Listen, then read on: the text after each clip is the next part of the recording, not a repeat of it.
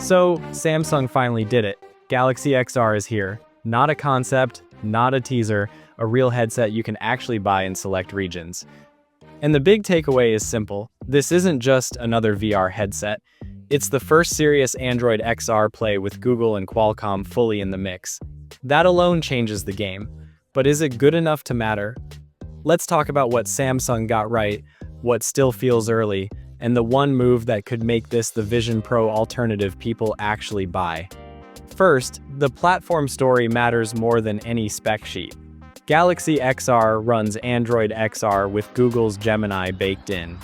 Translation: your everyday Android apps don't need to be rebuilt from scratch to show up on your face, and the assistant isn't a bolt-on, it's the interface glue. Reviewers are already calling out how natural it feels to talk, look, and pinch your way around while Gemini anchors the experience with real context. Think, asking for a recipe while looking at ingredients on your shelf, or pulling up maps in YouTube and pass through without breaking flow. That's the why Samsung had to get right. Next, comfort and visuals, two places Samsung clearly learned from everyone else's pain. Early hands-ons say the headset is surprisingly light, well-balanced, and the micro OLED panels look razor-sharp. We're talking 4K class per eye clarity, wide color, and enough brightness to make pass-through feel less like a muddy webcam and more like a convincing mixed view of your room. Is it Vision Pro level? Not quite, but it's close enough that most people will just say, looks great, and get on with it. And yes, AI is everywhere here, but usefully so. Eye tracking, hand tracking, face tracking, automatic IPD adjustment, and a depth sensor feed into Snapdragon XR2 Plus Gen 2 to keep everything smooth. In plain English, menus feel stable, gestures are readable, and the system understands your space instead of just painting holograms on top of it. This is what makes Android XR feel like a platform, not a demo. Now for the part nobody loves to talk about, battery. Samsung went with a separate pack for balance, which helps comfort a lot, but you're still looking at roughly a couple of hours per session, depending on brightness and apps. That's in the same ballpark as other high-end headsets.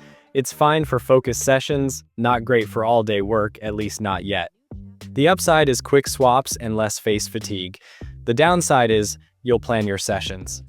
Price is where Samsung plays offense. Galaxy XR undercuts Vision Pro by roughly 1.7 grand at US $1,799. Still premium, but suddenly this category doesn't feel like a $3,500 flex.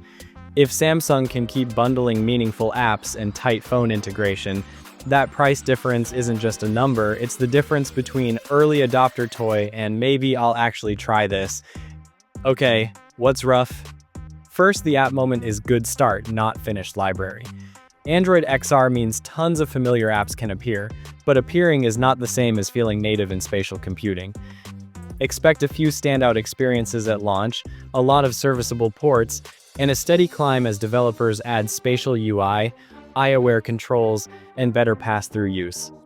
This is normal for a Gen 1 platform, but it's the hurdle Samsung and Google have to clear fast. Second, comfort is praised, but no headset disappears on your face.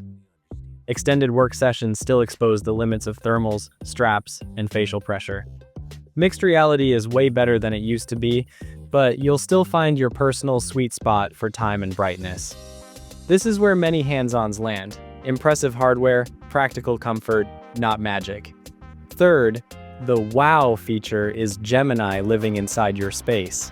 That's powerful, and it will also raise privacy eyebrows. Computer vision that can read your environment and help you act on it is the point of XR, but it's also the moment users need clear settings, on-device processing where possible, and simple transparency. Google and Samsung are talking the talk. Consistent controls will prove they can walk it. So, where does Galaxy XR actually beat Vision Pro right now?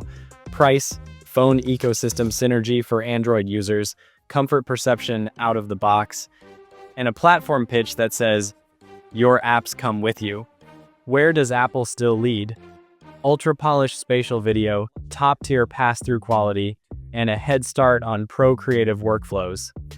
But the gap is smaller than many expected, and the value calculus tilts hard in Samsung's favor if you're already in the Galaxy world. The real story isn't who wins today, it's what happens over the next 6 to 12 months. If Samsung and Google ship a steady drumbeat of Android XR native features, if Gemini keeps getting smarter in headset, and if big-name apps deliver true spatial interfaces instead of floating phone windows, Galaxy XR becomes the default entry point for most people who want high-end mixed reality without Apple pricing. That's the lane, and it's wide open. Bottom line, Galaxy XR is not a science project.